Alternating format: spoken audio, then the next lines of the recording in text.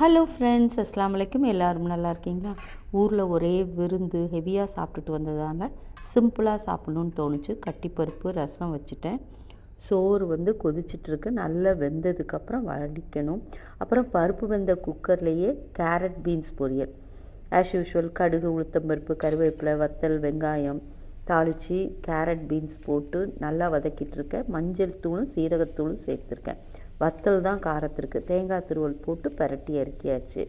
பாத்திரத்தை எப்படி குறையா யூஸ் பண்ணுறதுங்கிறதுக்காக தான் அந்த குக்கர்லேயே தாளித்தேன். இப்போ அந்த குக்கர்லேயே சோறும் வடிச்சிருவேன். ஸோ பொரியல் எடுத்து வச்சாச்சு. சிம்பிள் மெனு தான். கட்டிப்பருப்பு ரசம். அப்புறம் ஏதாவது கிறிஸ்பாக பொரிக்கணும். அப்பளம் பொரிச்சிட்டு அந்த எண்ணெய் இருந்துச்சு. ஸோ ஊர்லேருந்து வாங்கிட்டு வந்த வடகத்தை எடுத்து பொரித்தேன். வடகம் பொரிக்கிறது ஒரு தனி கலங்க. கரிச்சிடக்கூடாது, வேகாமே இருக்கக்கூடாது, கிறிஸ்பாக இருக்கணும், கரெக்ட் பக்குவத்தில் பொரிஞ்சும் இருக்கணும்.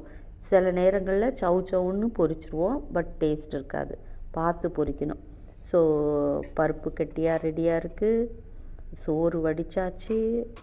ரசம் கொதிக்க கொதிக்க இருக்குது. பொரியல் இருக்குது.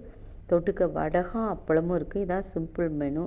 கொஞ்சம் லெஃப்ட் ஓவர் கீரை கறியையும் எடுத்து வச்சேங்க. ஸோ இந்த மெனு பிடிச்சா like, share, comment and subscribe. கட்டிப்பருப்பு ரசம், பொரியல், வடகம், அப்பளம்னு பரிமாறியாச்சு.